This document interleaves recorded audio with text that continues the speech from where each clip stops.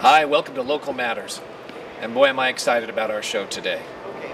We are at the Evergreen Air Museum, and I have with me Ann Witsil, the Executive Director.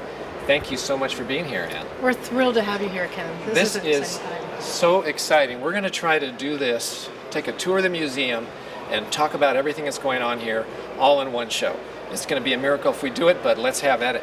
And start with a little history, if you would, about the show, about the museum. Well, the museum was really the vision and passion of Captain Michael K. Smith, son of Delford Smith. It started in the 1990s, but the buildings were built over about a 15-year period, from 2000 to 2012, roughly. There are 5 buildings on campus. We have the Air and Space Museums, the water park, the theater building, and a chapel. About 220 acres, including a Boy Scout Grove and campground. So it's a fantastic campus. It has been, each one of the buildings opened on a special day, either Veterans Day or D-Day in each of the years. We have over 280,000 visitors every year from all over the world. Over 250,000 visitors come through. Every year from all over the world, primarily because of the Spruce Goose, which you'll see and get a tour through later. We had received title of the Spruce Goose in just last November in 2015. You got the pink slip on that baby. We did. It's awesome. Although the building itself was built almost around the Spruce Goose in 2001, and it was moved in shortly after, and you'll hear more about the parts coming together on that one. And this was the vision of Captain Smith. Yes, it was. He started collecting airplanes. He started collecting airplanes, but he also was passionate about flying and education, and he wanted to share his passion and his passion for education as well with the community and those who wanted to learn to fly, as well as just understand about space and aviation in a fun way. So that's where it began. Wow, that is beautiful. Let's go see it. Let's do. All right. And what are we walking through here? You're going to go ahead. What's this? So this is a turbine, and it's a great entryway to a magnificent aviation center. We have Spruce Goose in the center, and so many different planes all around us. You'll have highlights of them throughout the day, I'm sure. We can spend an hour on each plane, I'm sure. Well, and I wanted to just get us up to date on what's going on with the status of the museum, the water park, because every other week it seems like we see a new headline in the paper. That's right. Where are we at? Great question. Happy to answer it. Well, we are alive and well, as you can see. We have events and activities and programs throughout this year. Our theme is Heroes. So there's a lot of activities happening. There have been challenges around us because of a foundation that owns some of the assets is filed for bankruptcy on some of the buildings. But we are an independent 501c3 from that entity, and we are operating activities and programs as never before. It's going to be a very active year. Now, there's some investors that have helped, are planning to help. Tell us about what's going on. There are, and we're excited about that. Actually, I think things are coming to a great head in that there are investors who are interested in purchasing some of the buildings and reinfusing energy and passion that this whole campus was founded on. And I think by having things in a bankruptcy proceeding, it'll enable that to happen faster. So we're excited about that. All right. So there's a way forward. We can feel confident that our memberships are good. We should buy memberships. We should invest. Please buy memberships. Yes. We live on memberships like any museum. We have members from all over the region. But we also have corporate members who subsidize a lot of our special events that happen through the year. And we also are very much part of the community. So for us, having community members and community engagement is really important. Well, I am a proud member, and I get to come here anytime I want. Bring, how many people can I bring on this? Well, your family, so that's great. And a couple extra besides. And you have discounts on all of our special events. So throughout the year we have so many special events that you can come in either for free or with a discount. So it's definitely worth the membership. Now you mentioned a theme of heroes. That's right. Who are the heroes we're celebrating? We celebrate heroes every month in a different way. And our heroes are our own docents, who are the envy of almost every other museum in the country. They are living history themselves, so they're one of our hero groups. How many docents do we have? We have almost 200 docents now. So 200 yeah. people who have experience with That's flying, right. with a passion for what's here. Some of them are World War II veterans, some are mechanics, some are pilots. They've all have great stories to tell that are their own, but very much part of the history that you're seeing here. So they're terrific. Heroes, docents, who else? So we're celebrating women in aviation in April, which is awesome. In June, we're celebrating pilots, SR-71 pilots from all over the country are coming in here. Pilots are Pilots here. are coming here, and mechanics. We can meet them. You can meet them People. on Father's Day weekend. It's a huge weekend for us, so we're really excited about that. We also celebrate balloon heroes. We have balloonists coming in August, August 13th. So that's a hot air balloon festival. I'm sure that the community knows it well, and it's going to be a great event. So stay tuned. I mean, there's things There's going so on many here all the heroes time. throughout the year. It'll be terrific. Yeah. Well, let's not keep the suspense going. All right, here we go. Up the stairs to the Spruce Goose. I've got so many questions, but perhaps there's somebody I should ask besides you. Is there another expert here? We have some experts here, and I want to introduce you to our own Spruce Goose Bruce. Bruce Kenmore, would you be so Pleased to kind meet as to you. give him a tour? Oh, with it'll your be my knowledge? pleasure for Great. sure. Thank you. Take a tour of the Spruce Goose today. All right. Yeah. Well, Ann, we'll leave you here, and we'll Great. see you in a minute. Okay, why don't we proceed on to Lead the on. Okay. cargo area and take a look at this. Now, the purpose of the Spruce Goose was to fly troops and materials over the German subs during the World War II. During the first 6 months of 1942, over 680 ships were sunk by German submarines. So in Portland, Henry Kaiser came up with the idea when he was launching the ship Scott on July 19, 1942, of building a giant airplane that would fly over those German submarines. And of course the public loved it, and so he took that idea back to Washington, D.C. and proceeded from there, and they told him come out with specific plans, and that was where he finally then got in contact at the Fairmont Hotel with Howard Hughes, convinced him to come in as a partner to build these airplanes. So the War Production Board gave him $18 million to build 3 aircraft, 2 flying and 1 static model. But there were some stipulations. You couldn't build the aircraft out of materials important to the war effort, you couldn't make a profit, and you couldn't hire engineers from other aircraft companies that were building a product for the war effort. You got 24 months to prove your idea. But they did sign the contract November 16, 1942 to start building these gigantic airplanes to do that.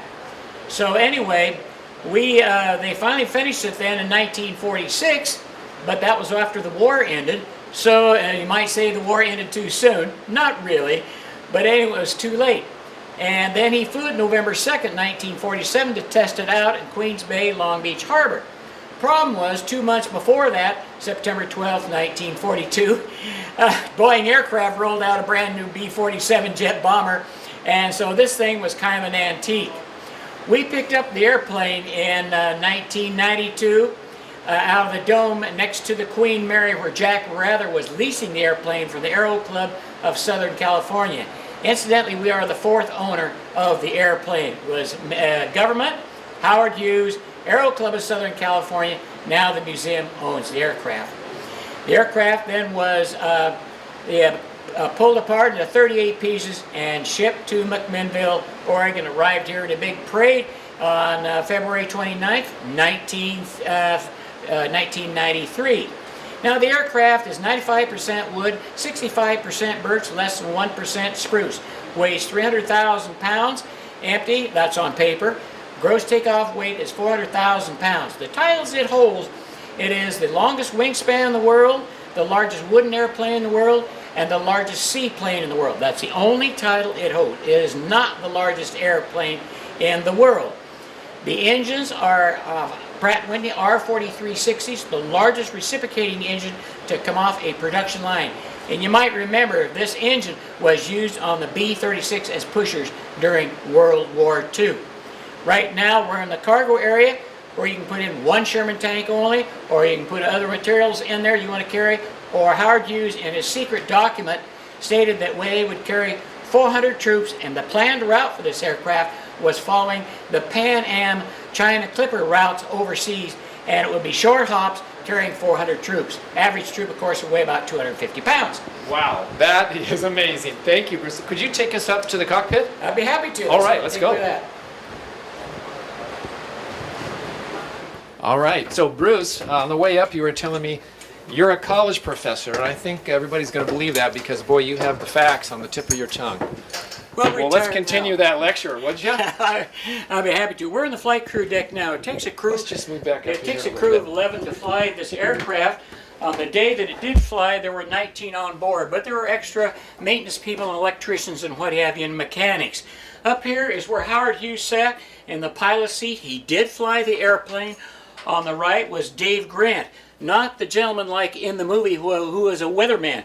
This was Dave Grant, the hydraulics engineer. Since how this airplane was one of the first ones to have hydraulic assisted flight controls, Howard Hughes said, I want that hydraulic engineer on the other seat in case there is a problem. He's handy for me to turn to and say, what can we do now? So he was in that right seat. Here's a navigator position, radio operator. There are 2 flight engineers here, and that's part of the makeup on the crew.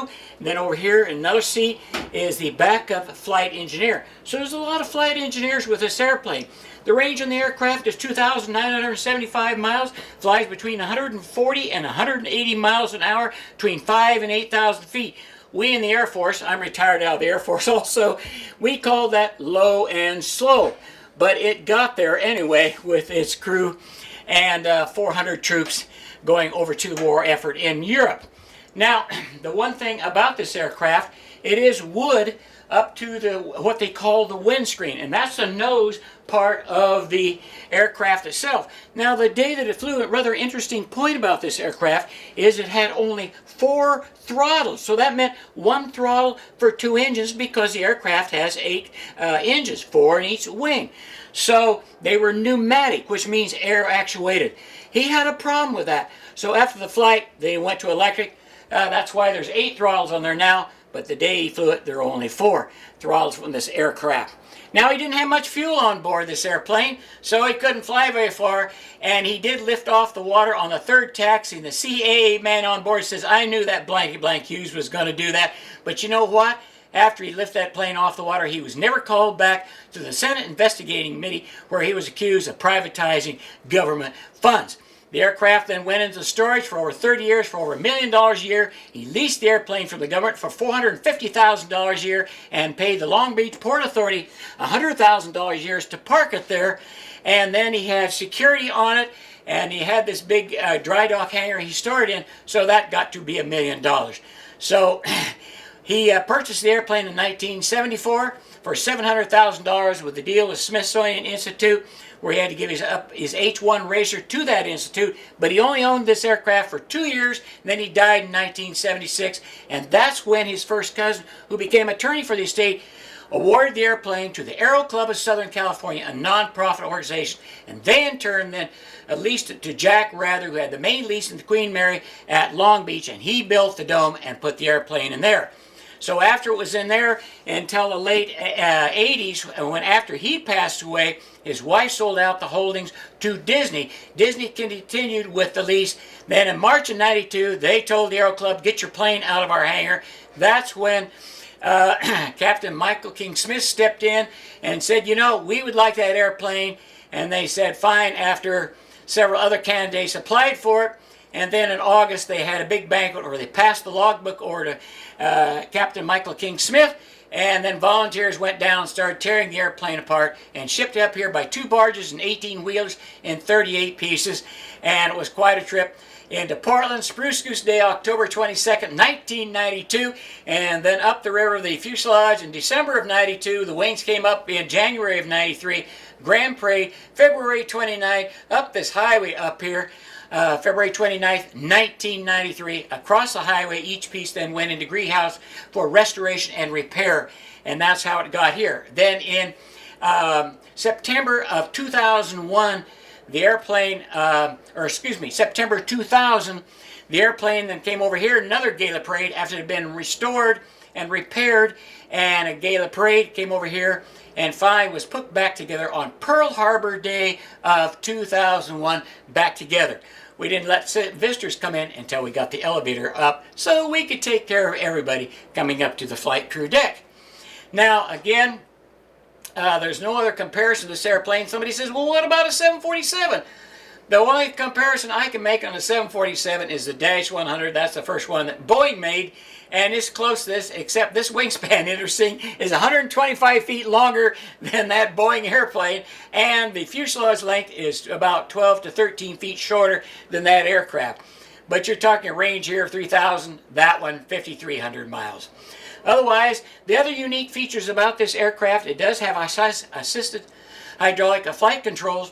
1 pound pull on the yoke up here, or the wheel you drive the airplane with, is equal to 1,500 pound pull back on the flight controls.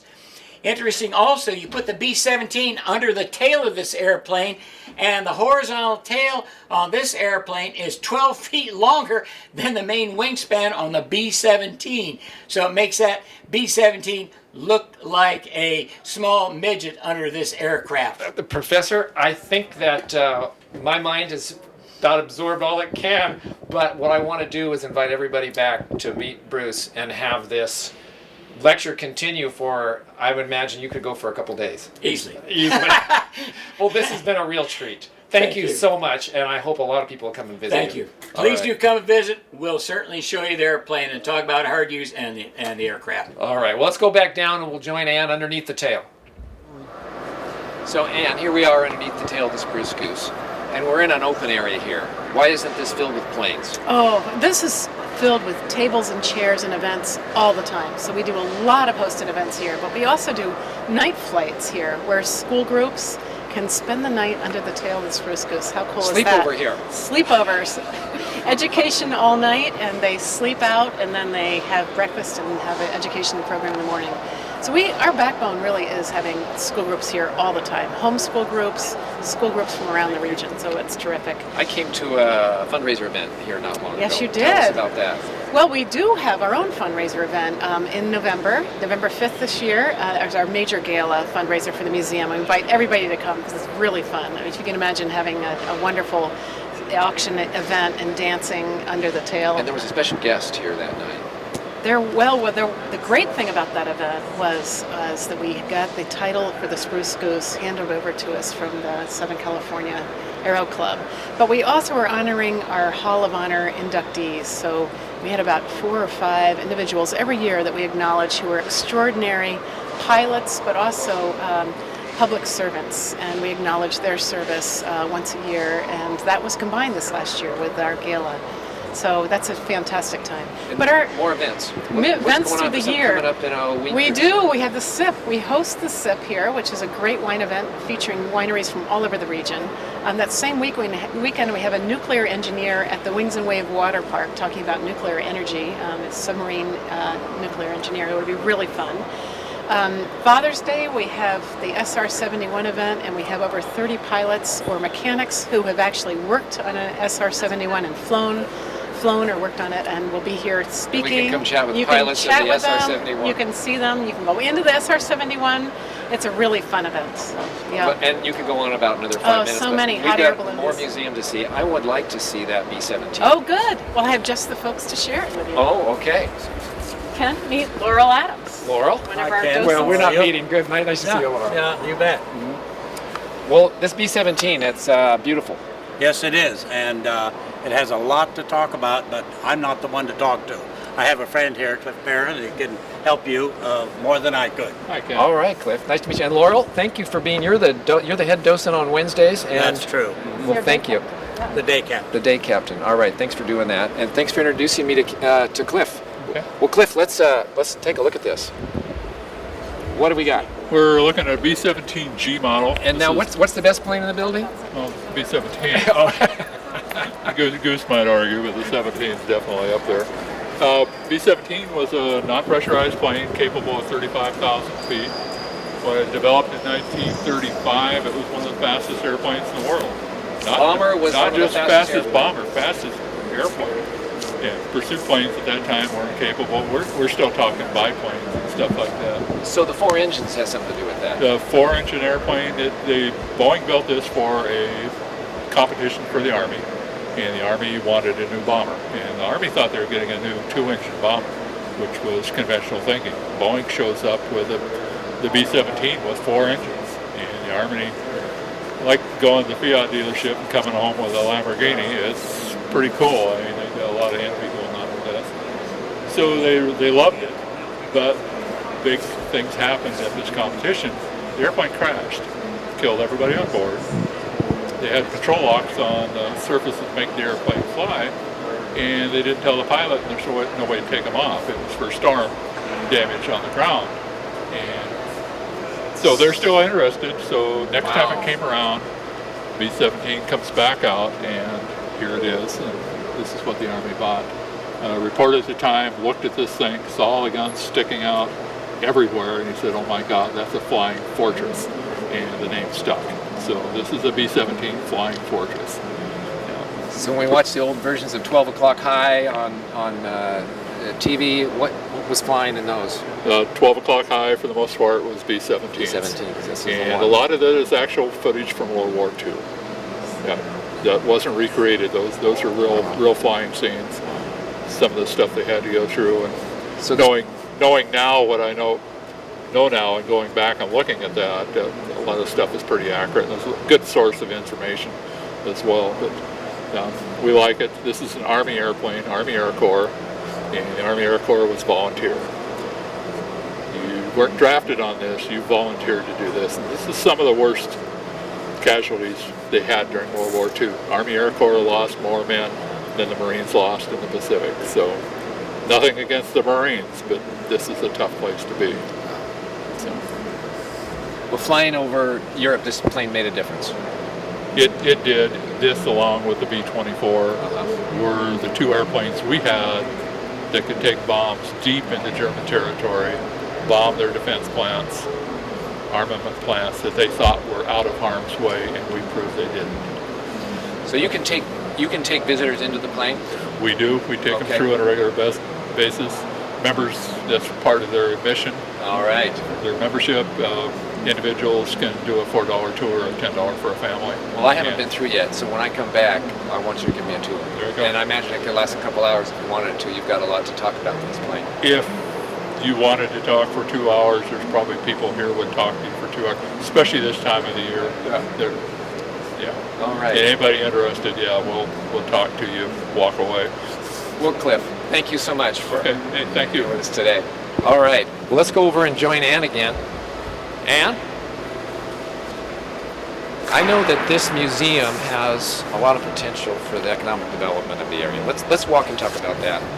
Great. Well, we have many partners in the region, but we also realize that we are very much a part of the economy of this region, bringing international tourists, folks who want to explore the wineries and the vineyards all around, but also have dinner or lunch in McMinnville. And we understand the economic impact. We have over about 250,000 guests, we mentioned before, who come from all over the world. And they come to see the museum, but then they come to spend time exploring the rest of the region. So we realize that our corporate partners are as beneficial to us as we are to them. And we're really excited about that. So we could use a destination resort here. Yes, we destination hotel, could, and we could, and we are hopeful that may happen in the next few years. Well, to have a that's part hotel of your on charter, campus. isn't it, to kind of encourage that? Well, we do have space for it, and we are really hopeful that the investors that we made reference to before will right here have on a chance. campus. We do, and we're excited that may even happen within the next couple of years. So that would have a huge impact on the economy of the region.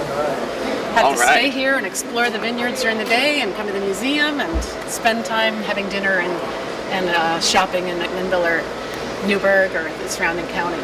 All right. Well, that is really a good lead into what is possible here. That's great here, but there's more to come.